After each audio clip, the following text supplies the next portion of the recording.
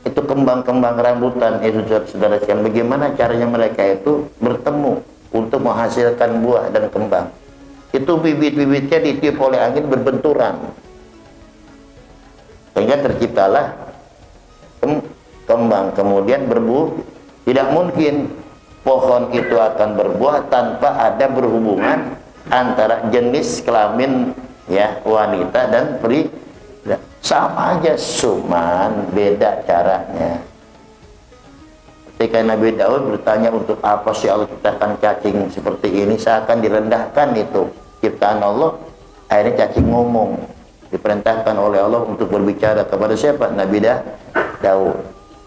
Apa kata cacing? Wahai Daud, wahai Nabi Allah Daud, setiap hari saya diperintahkan oleh Allah membaca tasbih 1000 kali, selawat 1000 kali. Cacing tuh yang kita anggap remeh, cacing baca salawat, baca tas berapa kali? 1000, salawat 1000. Kita berapa kali?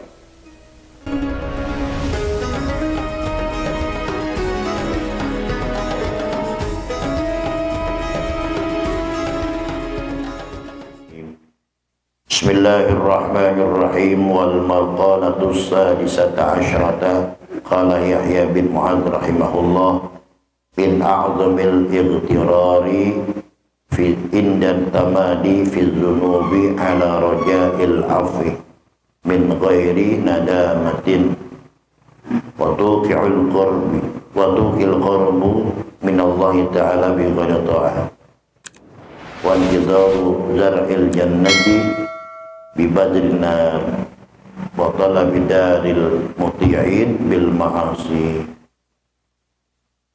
Allahan bismillah, alhamdulillah. Puji syukur sama-sama kita panjatkan kehadirat Allah Subhanahu wa taala. Dengan inayah dan taufik hidayahnya kembali kita berkumpul berzikrullah dalam rangka mencari ilmu Allah. Mudah-mudahan kehadiran kita mendapat ridho Allah Subhanahu wa taala. Mudah-mudahan doa yang kita baca diterima oleh Allah. Mudah-mudahan ilmu yang kita kaji Allah jadikan ilmu-ilmu yang bermanfaat. Amin ya rabbal alamin. Bapak-bapak saudara sekalian, melanjutkan pengajian kita.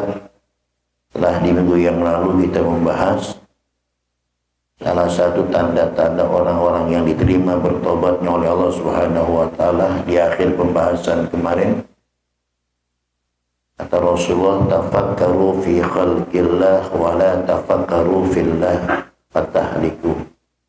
Apa diantaranya lazim al-ghammi wa nadamah ala ma fa'ala minal ma'asi. Kita dianjurkan kata Rasulullah untuk bertafakur, memikirkan tentang apa-apa yang telah diciptakan oleh Allah. Nggak usah kita mikirin Allahnya. Kalau kita mikirin Allahnya jadi rusak. Pikirin apa yang diciptakan oleh Allah. Kalau apa yang diciptakan oleh Allah kelihatan. Kita ini kan diciptakan oleh Allah kelihatan. Yang namanya makhluk selain daripada Allah itu makhluk ciptaan Allah kelihatan. Ya, bentuknya, jenisnya kelihatan, jenis kelamin laki-laki dan perempuan kelihatan. Binatang itu juga kelihatan semua. Itu namanya ciptaan Allah.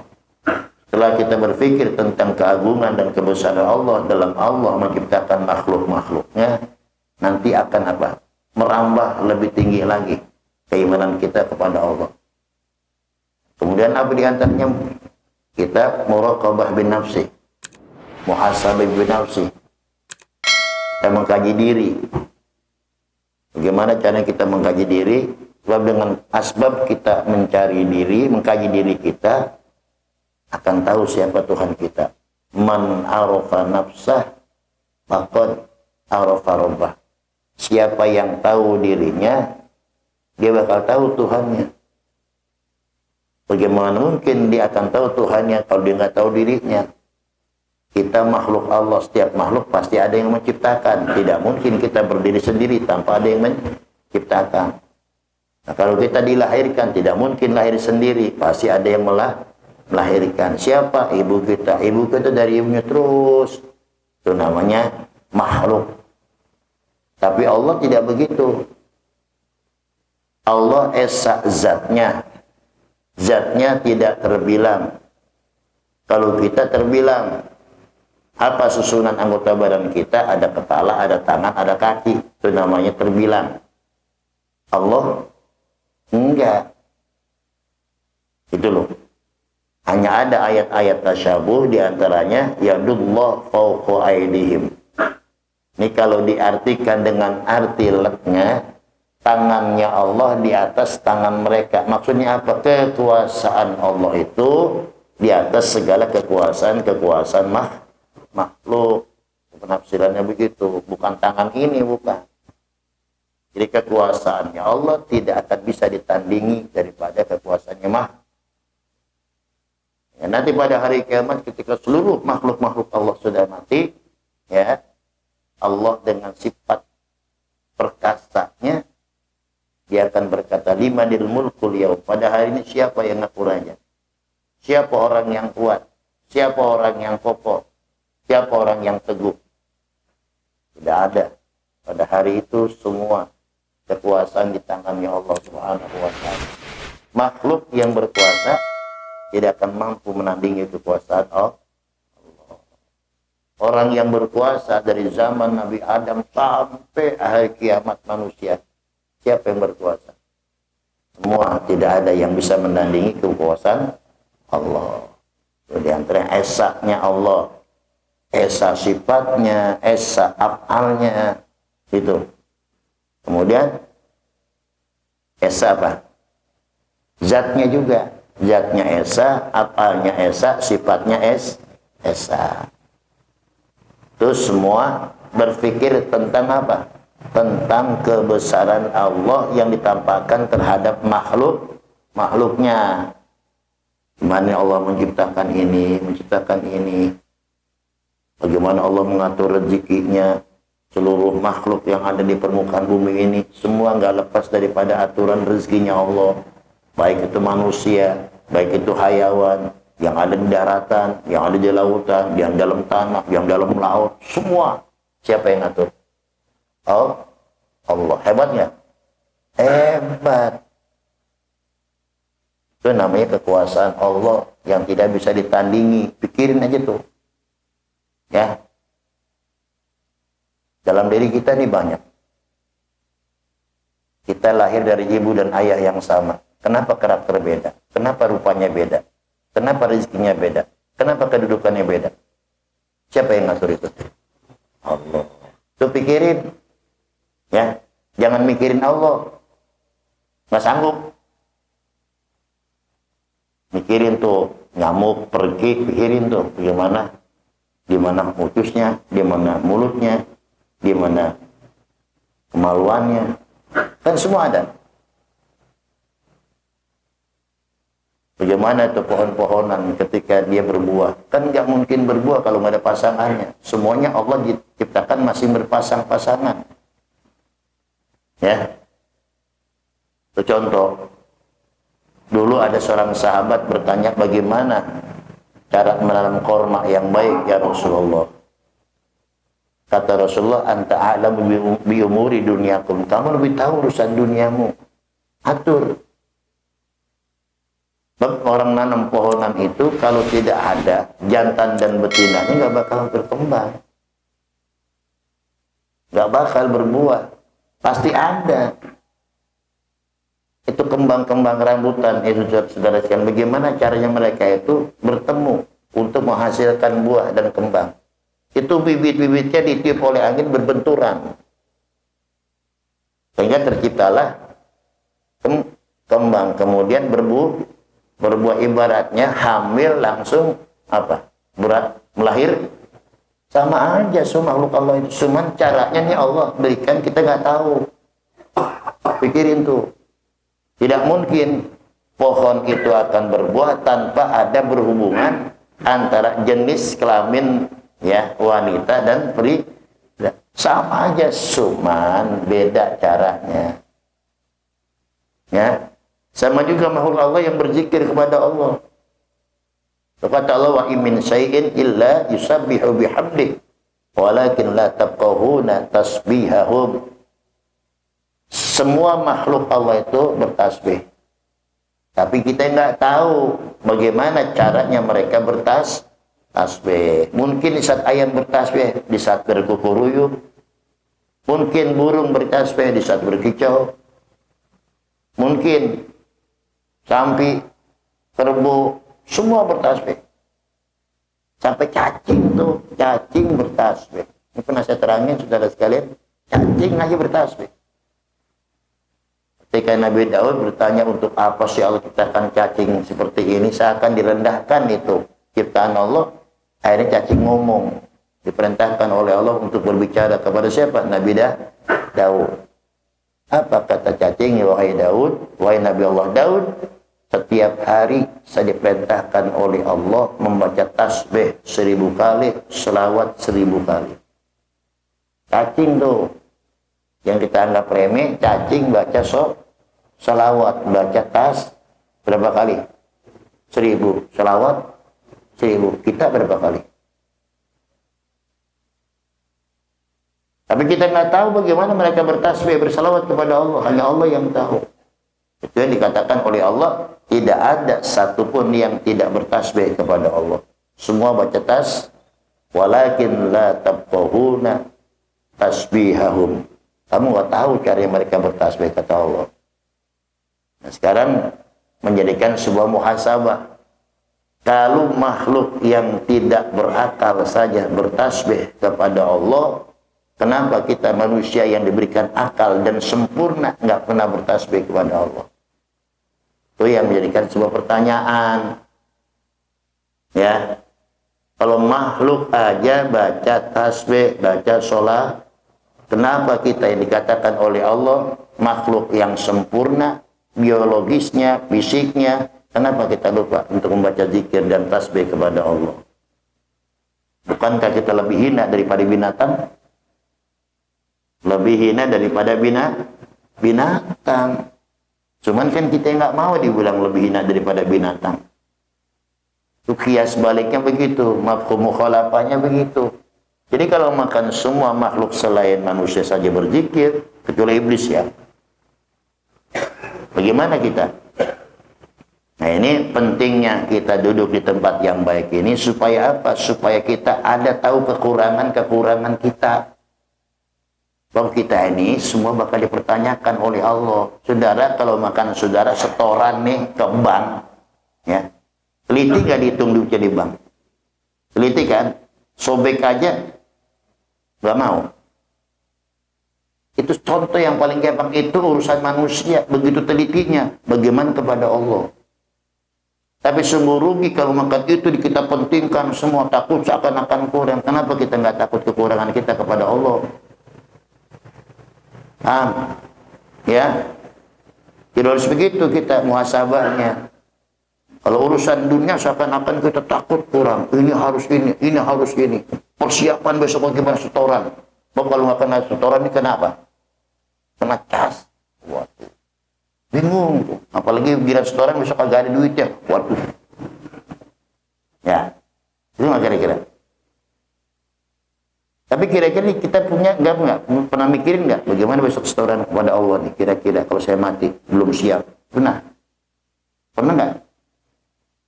Dulu ya. Jadi ini semua hikmahnya ngaji ada dasarnya. Kenapa sih kita ngaji? Kenapa sih kita pengen baik?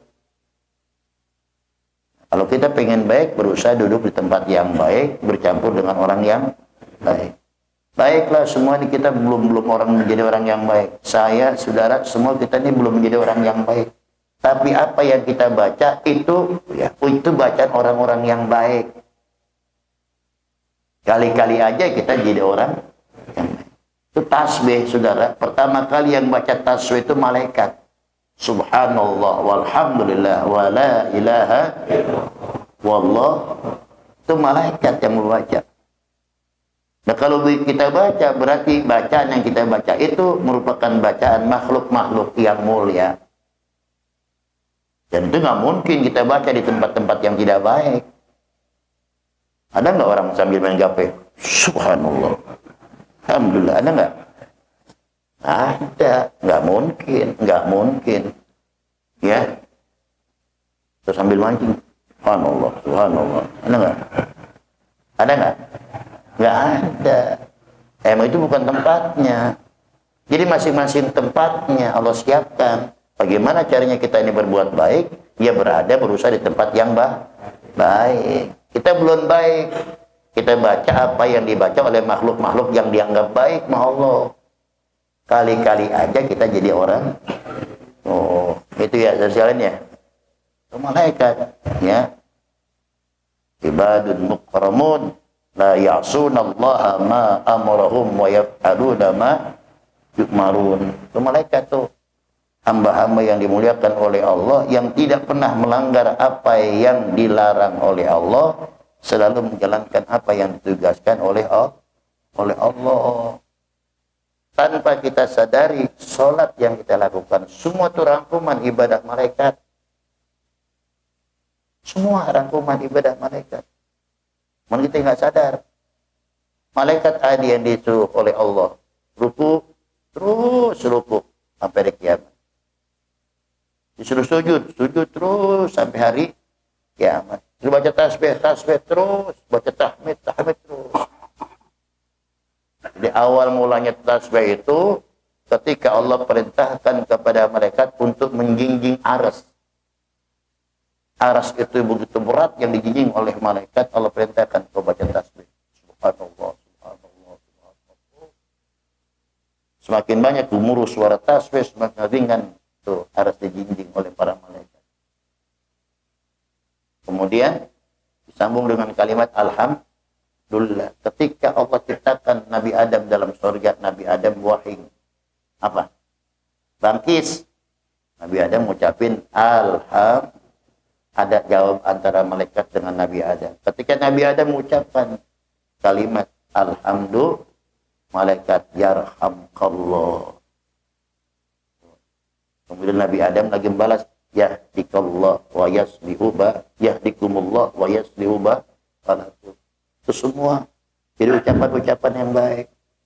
Jadi ketika Nabi Adam itu wahing bangkis, maka disambungkan tuh dengan kalimat alhamdulillah, subhanallah, alhamdulillah. Kemudian kalimat la ilaha illallah ketika Nabi Allah Nuh, Nabi yang pertama untuk menyampaikan dakwanya terhadap umatnya, la ilaha illallah. Nuh Rasulullah. Kalimat tadi disambung oleh malaikat, la ilaha illallah subhanallah walhamd wa la ilaha, terus bergumul sekian ribu tahun.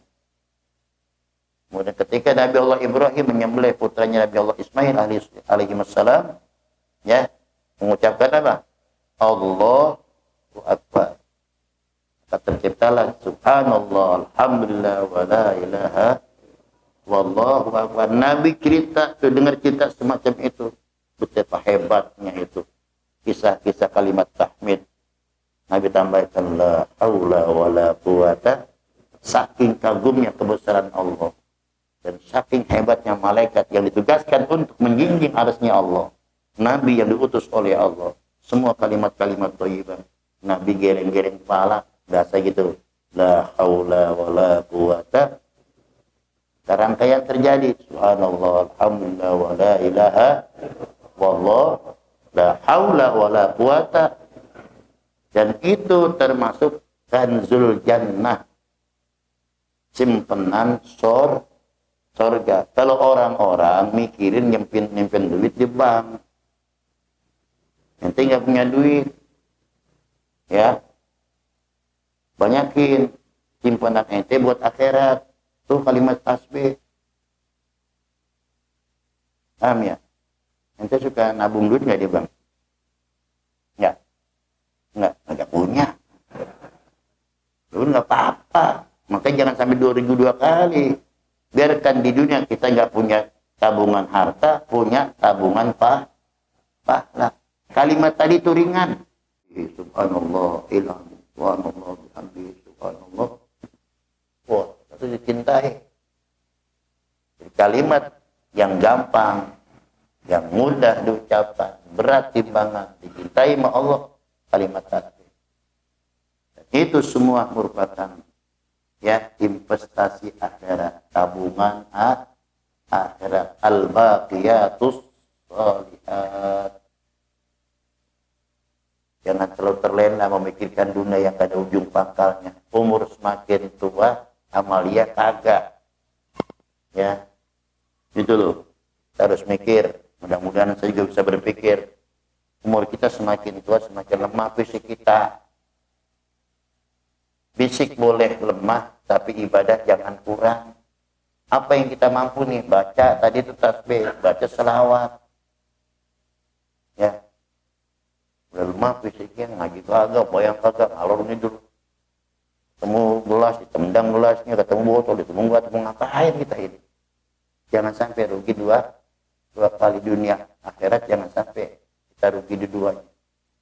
Di dunia mungkin kita kurang, raih kesempatan akhirat. Bersaing hidup dunia kita nggak bakal mampu. Itulah. Yuk berlomba-lomba.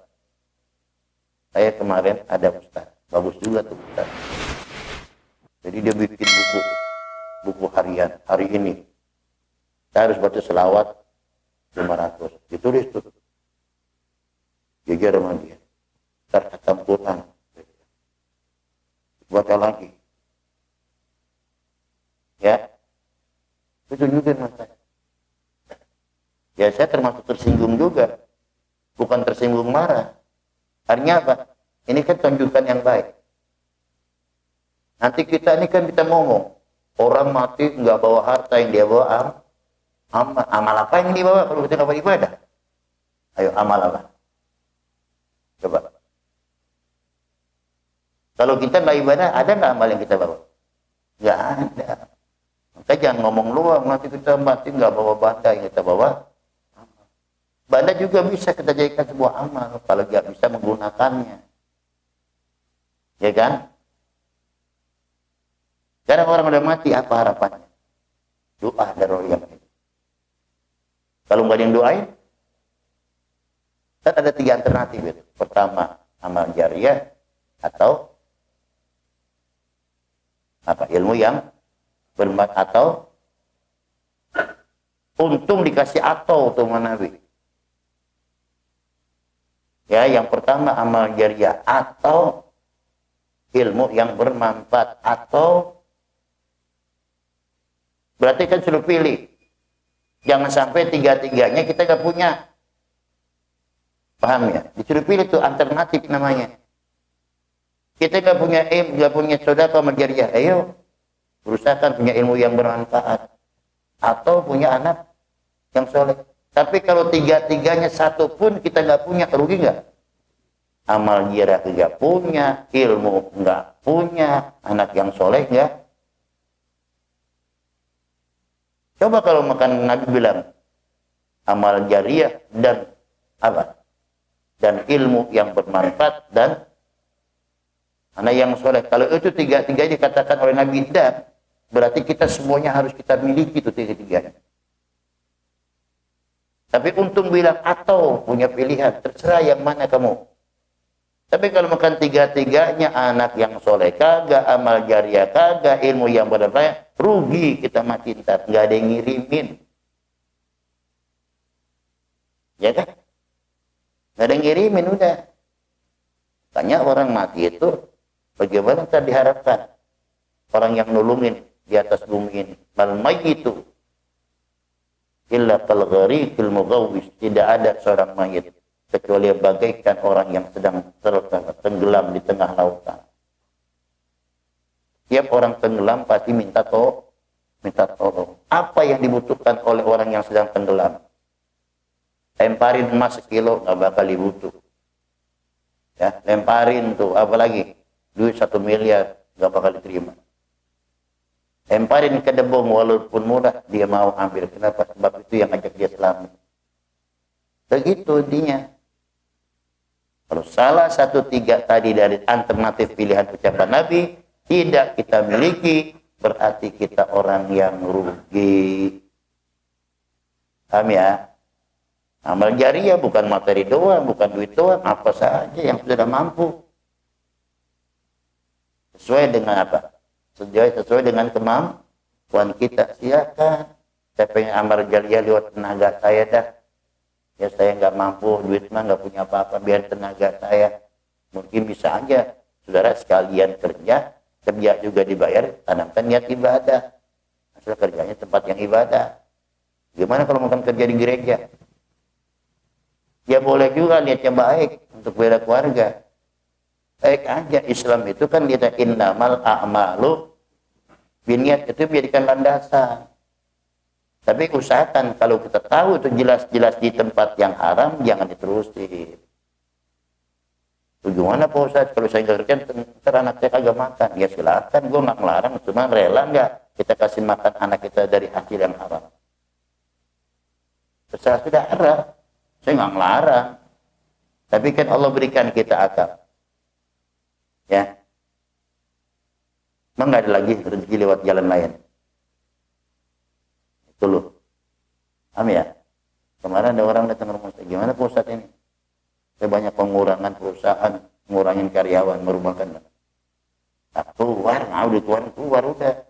Takut-takut amat. Mengerji kita dari situ doang.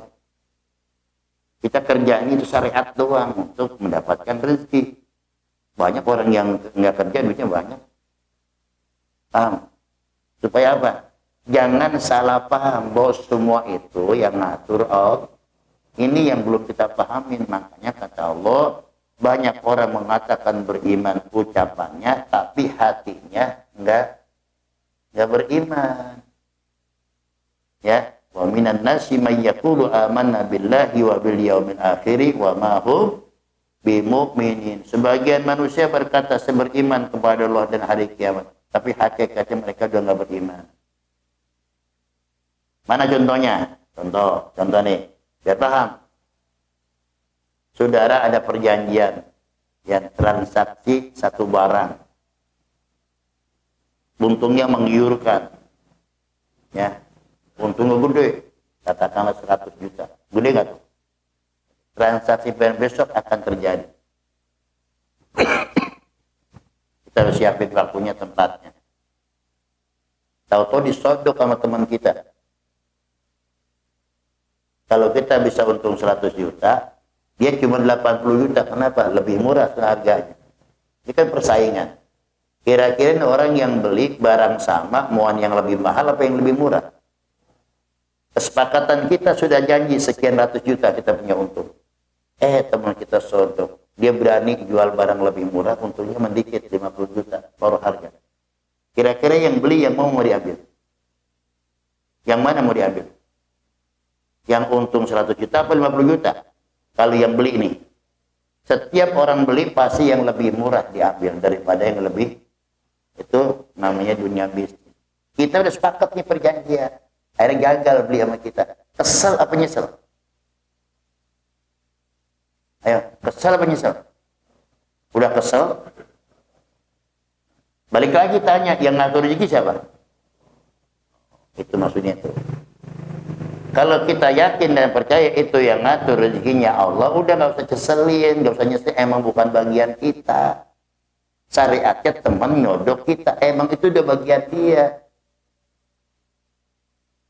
Cuman kita nerima nggak? Nggak terima, brengsek juga Tuhan. Ya manusiawi, Ustaz juga belum tentu nerima, begitu enggak? Tapi kan manusia begitu. Ya, merasa dipotong, akhirnya tapi hakikatnya siapa yang ngatur? Itulah dipercaya kepada Allah pada hari kiamat. Tapi kita nggak percaya hakikat. Itu yang kita ngeri. Jadi orang beriman itu tidak akan mencari kelemahan. Semua Allah yang ngatur. Kita mau Allah, apa kita mau, ente mau, tapi Allah lebih tahu apa yang kita mau. Kalau bukan itu untung 100 juta langsung blok dikasih ente, mungkin ente bisa mati langsung kaget. Gak mustahil. Ya. Atau gara-gara nerima untung tadi itu sudah sakit 3 bulan. Habis dah tuh keuntungannya. Buat apa? Buat berobat, enakan mana? Semua ada hikmah. Rahasia Allah Tuh yang kita kaji rahasia Allah dibagi. Jadi apa? Alhamdulillah saya nggak dapat. Coba kalau sudah dapat, mungkin duit banyak. Agak mau saya duduk di majelis taklim ini. Mau ngapain rekianmu? Gitu.